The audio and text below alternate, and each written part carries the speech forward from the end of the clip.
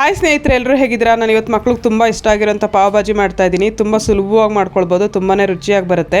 ಹೊರಗಡೆ ಮಾರ್ಕೆಟಲ್ಲೆಲ್ಲ ಏನು ಸಿಗುತ್ತಲ್ಲ ಅದಕ್ಕಿಂತಲೂ ತುಂಬಾ ರುಚಿಯಾಗಿ ಬರುತ್ತೆ. ಇದಕ್ಕೆ ಮಸಾಲ ಕೂಡ ಮನೆಯಲ್ಲೇ ಮಾಡ್ತಾಯಿದ್ದೀನಿ. ಖಂಡಿತ ನೀವು ಒಂದ್ಸಲ ಟ್ರೈ ಮಾಡಿ. ನಿಮ್ಗೆ ಈ ವಿಡಿಯೋ ಸ್ವಲ್ಪನಾರು ಇಷ್ಟ ಆಯ್ತಂದರೆ ಪ್ಲೀಸ್ ಸಬ್ಸ್ಕ್ರೈಬ್ ಮಾಡಿ, ಪ್ಲೀಸ್ ಸಪೋರ್ಟ್ ಮಾಡಿ. ಮೊದಲು ಸ್ವಲ್ಪ ತರಕಾರಿನೆಲ್ಲ ಕಟ್ ಮಾಡ್ಕೊತಾ ಇದ್ದೀನಿ. ಒಂದು ಆಲೂಗೆಡ್ಡೆ, ಹಾಗೆ ಒಂದು ಕ್ಯಾರೆಟು, ಒಂದು ಬೀಟ್ರೋಟು, ಹಾಗೆ ಸ್ವಲ್ಪ ಹೂಕೋಸು, ಹಾಗೆ ಒಂದು ಹಿಡಿಯಷ್ಟು ಬಟಾಣಿ ತೊಗೊಂಡಿದ್ದೀನಿ. ಸ್ವಲ್ಪ ಇದನ್ನೆಲ್ಲ ಮೀಡಿಯಮ್ ಸೈಜಲ್ಲಿ ಕಟ್ ಮಾಡಿ ಇಟ್ಕೊಂಡು ಇದನ್ನ ಕುಕ್ಕರಲ್ಲಿ ಹಾಕಿ ಒಂದು ಲೋಟ ಅಷ್ಟು ನೀರು ಹಾಕಿ ಬೇಯಿಸ್ಕೊಬೇಕು. ಒಂದು 2 ವಿಷಲ್ ಕೂಗಿದ್ರೆ ಸಾಕು. ಇದು ಬೇಯೋ ಅಷ್ಟರಲ್ಲಿ ಸ್ವಲ್ಪ ಮಸಾಲೆ ಮಾಡ್ಕೊಳ್ಳೋಣ.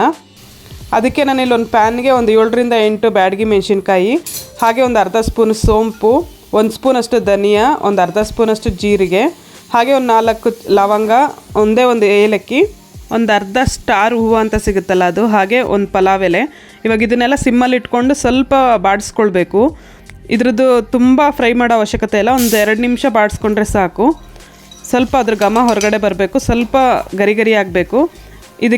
ಇದನ್ನು ತೆಗೆದು ಮಿಕ್ಸಿಗೆ ಹಾಕ್ಕೊಂಡು ಅದಕ್ಕೆ ಒಂದು ಅರ್ಧ ಸ್ಪೂನಷ್ಟು ಅರಿಶಿನ, ಹಾಗೆ 1 ಸ್ಪೂನಷ್ಟು ಚಾಟ್ ಮಸಾಲ, ಒಂದು 1/4 ಸ್ಪೂನಷ್ಟು ಒಣಶುಂಠಿ ಪುಡಿ ಹಾಕ್ತಾಯಿದ್ದೀನಿ. ಇವಾಗ ಇದನ್ನು ನುಣ್ಣಗೆ ಪುಡಿ ಮಾಡ್ಕೊಂಬರ್ಬೇಕು. ಈ ಮಸಾಲ ಅಂತೂ ಫ್ರೆಶ್ ಆಗಿ ರುಬ್ಬೋದ್ರಿಂದ ತುಂಬಾ ಗಮ್ಮಂತ ಸ್ಮೆಲ್ ಬರುತ್ತೆ, ಹಾಗೆ ಪಾವ್ ಭಾಜಿಗೆ ಒಳ್ಳೆ ರುಚಿ ಕೊಡುತ್ತೆ. ಹೊರಗಡೆ ಮಾರ್ಕೆಟಲ್ಲೆಲ್ಲ ಸಿಗುತ್ತಲ್ಲ ಅದು 4 ಸ್ಪೂನ್ ಹಾಕಿದ್ರೂ ಇಷ್ಟು ಪರಿಮಳ ಬರಲ್ಲ. ಇದು 2 ಸ್ಪೂನ್ ಹಾಕಿದರೆ ಸಾಕು, ತುಂಬ ಗಮ್ಮಂತ ಪರಿಮಳ ಬರುತ್ತೆ. ರೆಡಿಯಾಗಿದೆ ಪಾವ್ ಭಾಜಿ ಮಸಾಲ. ನಾನಿಲ್ಲಿ ಸಣ್ಣದಾಗಿರೋಂಥ 4 ಈರುಳ್ಳಿ ತೊಗೊಂಡಿದ್ದೀನಿ. ಇದನ್ನು ಸಣ್ಣದಾಗಿ ಹೆಚ್ಕೊಳ್ಬೇಕು. ನೀವು ದೊಡ್ಡ ಈರುಳ್ಳಿ ತೊಗೊಂಡ್ರೆ ಒಂದೇ ಒಂದು ಈರುಳ್ಳಿ ಸಾಕು, ದೊಡ್ಡದು. ಹಾಗೆ ನಾನು ದೊಡ್ಡ ಮೆಣಸಿನ್ಕಾಯಿ ತೊಗೊಂಡಿದ್ದೀನಿ, ಇದನ್ನು ಸಣ್ಣದಾಗಿ ಹೆಚ್ಕೊಳ್ಬೇಕು. ಹಾಗೆ ಒಂದು 3 ರಿಂದ 4 ಟೊಮೆಟೊ ತೊಗೊಂಡಿದ್ದೀನಿ, ಅದನ್ನು ಕೂಡ ಸಣ್ಣದಾಗಿ ಹೆಚ್ಕೊಳ್ಬೇಕು. ಸಣ್ಣದಾಗಿ ಹೆಚ್ಕೊಂಡ್ರೆ ಬೇಗ ಬೇಯುತ್ತೆ, ಹಾಗೆ ತುಂಬಾ ರುಚಿಯಾಗಿ ಬರುತ್ತೆ.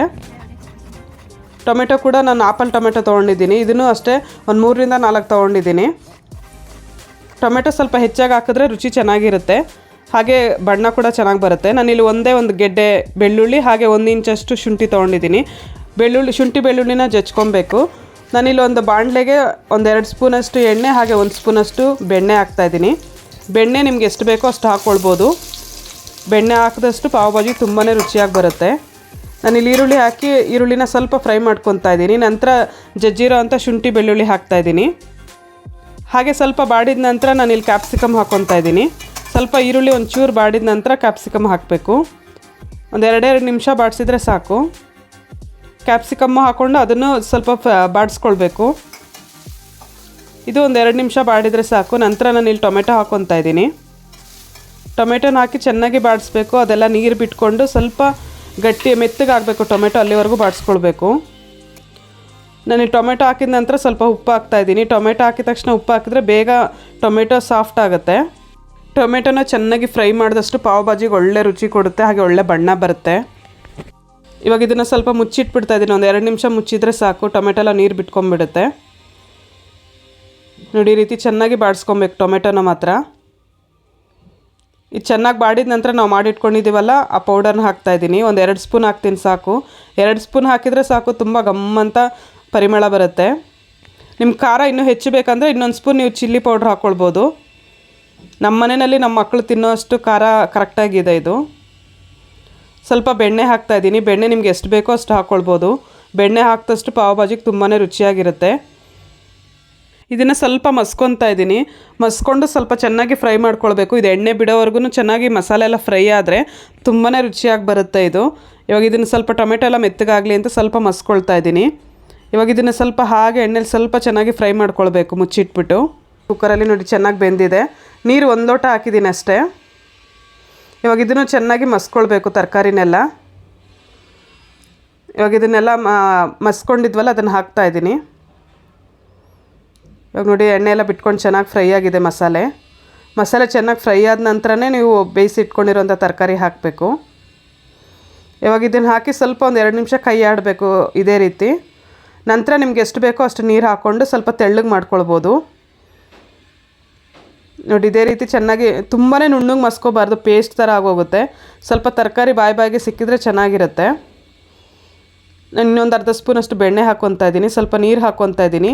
ನೀರು ನಿಮ್ಗೆ ಎಷ್ಟು ಬೇಕೋ ಅಷ್ಟು ನೋಡಿ ಹಾಕ್ಕೊಳ್ಬೇಕು. ತೆಳ್ಳಗೆ ಬೇಕಾ ಸ್ವಲ್ಪ ಗಟ್ಟಿ ಬೇಕಾ ನೋಡಿಕೊಂಡು.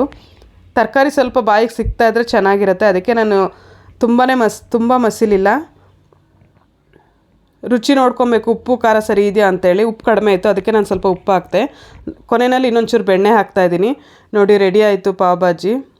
ನಾನಿಲ್ಲಿ ಸ್ವಲ್ಪ ಪಾವನ್ನ ಬಿಸಿ ಮಾಡ್ಕೊತಾ ಇದ್ದೀನಿ. ಒಂದು ತವಾಗೆ ಸ್ವಲ್ಪ ಬೆಣ್ಣೆ ಹಾಕಿಬಿಟ್ಟು ಹಾಗೆ ಒಂದು ಚಿಟಿಕೆ ಪಾವ್ ಭಾಜಿ ಮಸಾಲ, ಒಂಚೂರು ಕೊತ್ತಂಬರಿ ಸೊಪ್ಪು ಹಾಕಿ ನಾವು ಪಾವ್ ಬನ್ ಇರುತ್ತಲ್ಲ ಅದನ್ನ ಚೆನ್ನಾಗಿ ರೋಸ್ಟ್ ಮಾಡ್ಕೊತಾ ಇದ್ದೀನಿ. ಈ ರೀತಿ ರೋಸ್ಟ್ ಮಾಡಿದ್ರೆ ತುಂಬಾ ರುಚಿಯಾಗಿ ಬರುತ್ತೆ. ಸ್ವಲ್ಪ ಗರಿ ಗರಿಯಾಗಿರುತ್ತೆ, ತಿನ್ನೋದಕ್ಕೆ ಚೆನ್ನಾಗಿರುತ್ತೆ. ಇವಾಗ ಇದನ್ನ ಎರಡೂ ಕಡೆ ಚೆನ್ನಾಗಿ ತಿರುಗಿಸಿ ರೋಸ್ಟ್ ಮಾಡ್ಕೊತಾ ಇದ್ದೀನಿ. ತುಂಬಾ ಚೆನ್ನಾಗಿ ಬರುತ್ತೆ. ಚಳಿನಲ್ಲಿ ಮಳೆಯಲ್ಲಿ ಈ ರೀತಿ ಪಾವ್ ಭಾಜಿ ತಿಂತಾ ಇದ್ರಂತೂ ತುಂಬಾ ರುಚಿಯಾಗಿರುತ್ತೆ. ಮಕ್ಳಿಗೂ ತುಂಬಾ ಇಷ್ಟ ಆಗುತ್ತೆ. ಹಾಗೆ ತರಕಾರಿ ಎಲ್ಲ ಹಾಕಿರೋದ್ರಿಂದ ಹೆಲ್ತ್ಗೂ ತುಂಬಾ ಒಳ್ಳೆಯದು. ಬೆಣ್ಣೆ ಎಣ್ಣೆ ನಿಮ್ಗೆ ಎಷ್ಟು ಬೇಕೋ ಅಷ್ಟು ನಿಮ್ಮ ಪ್ರಮಾಣದಲ್ಲಿ ಹಾಕ್ಕೊಳ್ಬೋದು. ಬೀಟ್ರೋಟ್ ಹಾಕಿರೋದ್ರಿಂದ ಸ್ವಲ್ಪ ಬಣ್ಣನೂ ತುಂಬ ಚೆನ್ನಾಗಿ ಬಂದಿದೆ. ಬೀಟ್ರೋಟ್ ಯಾರ್ಯಾರು ತಿನ್ನಲ್ಲ ಆ ಮಕ್ಕಳಿಗೆಲ್ಲ ಈ ರೀತಿ ಪಾವ್ ಭಾಜಿನಲ್ಲಿ ಹಾಕಿ ತಿನ್ನಿಸ್ಬೋದು. ನನ್ನ ಮಕ್ಕಳು ಬೀಟ್ರೋಟ್ ತಿನ್ನೋದಿಲ್ಲ, ಅದಕ್ಕೋಸ್ಕರ ನಾನು ಈ ರೀತಿ ಹಾಕಿ ತಿನ್ನಿಸ್ತೀನಿ. ತುಂಬಾ ಇಷ್ಟಪಟ್ಟು ತಿಂತಾರೆ. ಇದಕ್ಕೆ ಜೊತೆನೇ ಸಣ್ಣದಾಗಿ ಹೆಚ್ಚಿರೋಂಥ ಈರುಳ್ಳಿ, ಸ್ವಲ್ಪ ನಿಂಬೆಹಣ್ಣು ಉದುರಿಸ್ಕೊಂಡು ತಿಂತಾ ಇದ್ರಂತೂ ತುಂಬಾ ರುಚಿಯಾಗಿರುತ್ತೆ. ನೋಡಿ, ಸಣ್ಣದಾಗಿ ಹೆಚ್ಚಿರೋ ಈರುಳ್ಳಿ, ಸ್ವಲ್ಪ ಬೆಣ್ಣೆ, ಹಾಗೆ ಒಂಚೂರು ಕೊತ್ತಂಬರಿ ಸೊಪ್ಪು, ಹಾಗೆ ಒಂಚೂರು ನಿಂಬೆಹಣ್ಣು.